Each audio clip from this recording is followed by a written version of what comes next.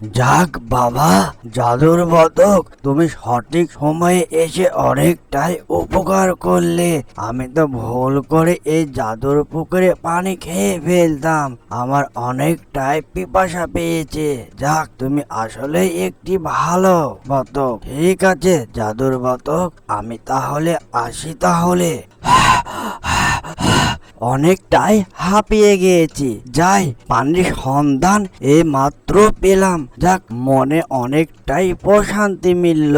যাই তাড়াতাড়ি পানি খেয়ে নি, পানির পিপাসাটা অনেকটাই লেগেছে।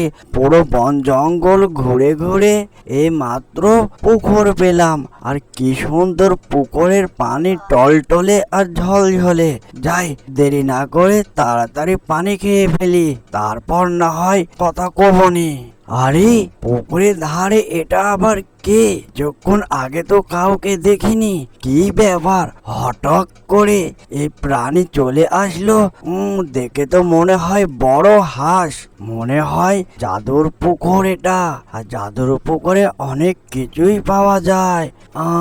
আমাকে অনেকটাই ভয় লাগছে, যদি এই জাদুর বতকটা যদি আমার কিছু করে দেয়।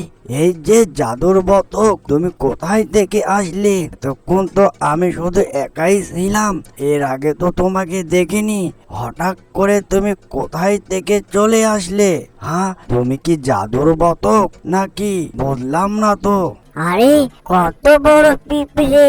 এই যে পিঁপড়ে, আমাকে জিজ্ঞেস না করে তুমিই বলো তুমি কোথায় থেকে আসলে এই জায়গা? তুমি জানো না এখানে আসা নিষেধ? এটা হচ্ছে জাদুর পুকুর, আর জাদুর পুকুরে শুধু আমি ছাড়া কেউ নামতে পারবে না, বুঝতে পারলে দুষ্ট পিঁপড়ে? এই যে জাদুর বতক, আমি বেঁচে গিয়েছি। আমি এখানকার পানি এখনো খাইনি, যদি আমি ভুলে খেয়ে ফেলতাম তাহলে আমার অনেকটাই সমস্যা হয়ে যেত। তুমি ভালোই করেছো এখানে এসে, আমার তুমি অনেক বড় উপকার করলে জাদুর বতক। আরে কি ব্যাপার, এই বন জঙ্গলে বতক আর পিঁপড়ের মাঝে কি চলছে বুঝতেছি না।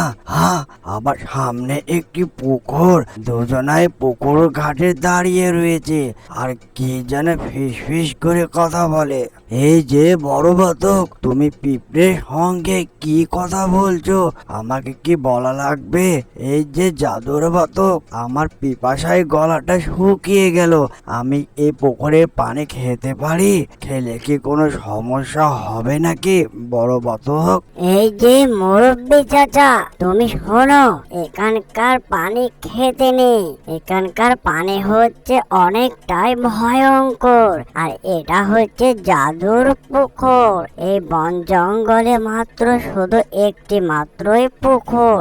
এই যে বড় পিঁপড়ে, তুমি পানি খাওনি, তোমার ভাগ্যটা অনেকটাই ভালো।